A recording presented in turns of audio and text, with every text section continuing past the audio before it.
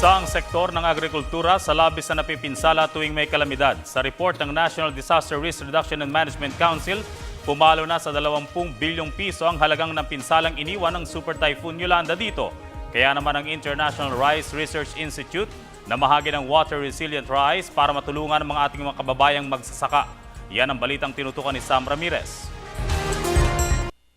Umabot na sa halos 40 bilyong piso ang pinsalang idinulot sa infrastruktura at agrikultura ni Super Typhoon Yolanda na siyang bumayo sa Kabisayaan halos 3 buwan na ang nakakaraan.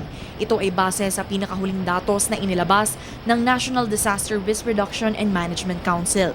Pinakamatinding na pinsala ang sektor ng agrikultura kung saan umabot ng 20.262 billion pesos ang nasira. Katumbas ito ng higit sa kalahating porsyento ng pangkabuang pinsala na dulot ni Yolanda. Pinaka naapektuhan ang mga pananim gaya ng palay, mais at mga high-value crops.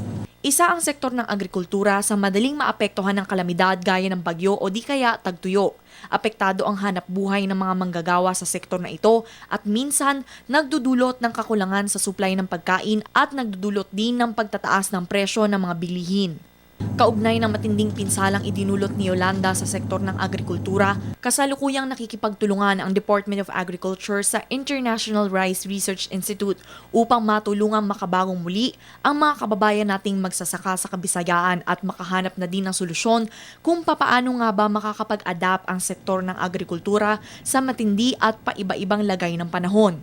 It occupies 1/3 of Philippine agriculture. The other 2/3 is occupied by rice, by coconut, and by corn.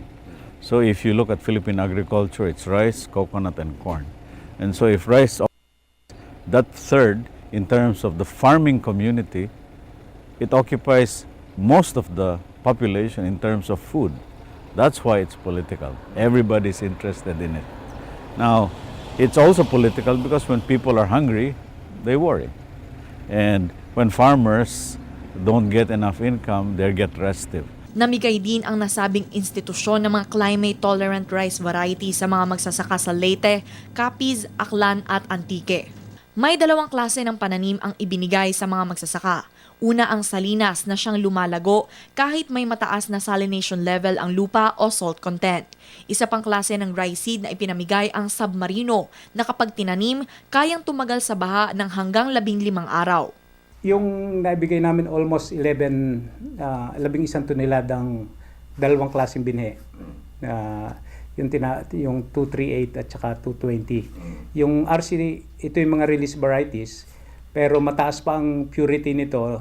Ito yung aming ibinigay sa Department of Agriculture, who I think pumili sila ng mga farmer cooperators who will produce the seeds.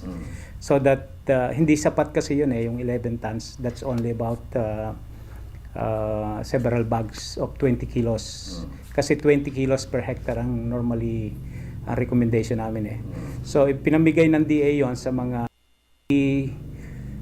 farmers with good irrigation muna para maparami yung binhi na yon so that pagkatapos nitong season na ito, ma-distribute sa mas maraming farmers within the Yolanda victims. Patuloy ang pananaliksik ng IRRI upang makabuo ng mga rice seeds na kayang tumagal at lumago sa kabila ng nagbabagong klima na siyang nakakaapekto di lamang sa hanap buhay ng mga magsasaka, kundi maging sa supply at presyo ng pagkain, lalo na ng bigas na isang staple food sa Pilipinas. Ito yung mga varieties na bukod sa nakaka-tolerate siya sa flooding, pagka yung the same field na exposed naman sa drought, the same plant can survive to a certain level, no?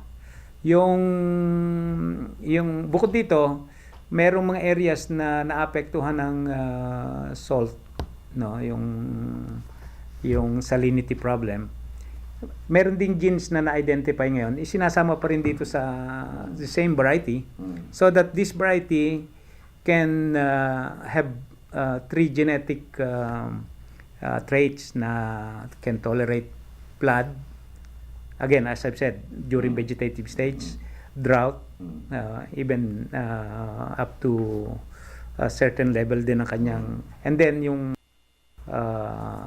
tolerance sa salt. Para sa Telebisyon ng Bayan, Sam Ramirez.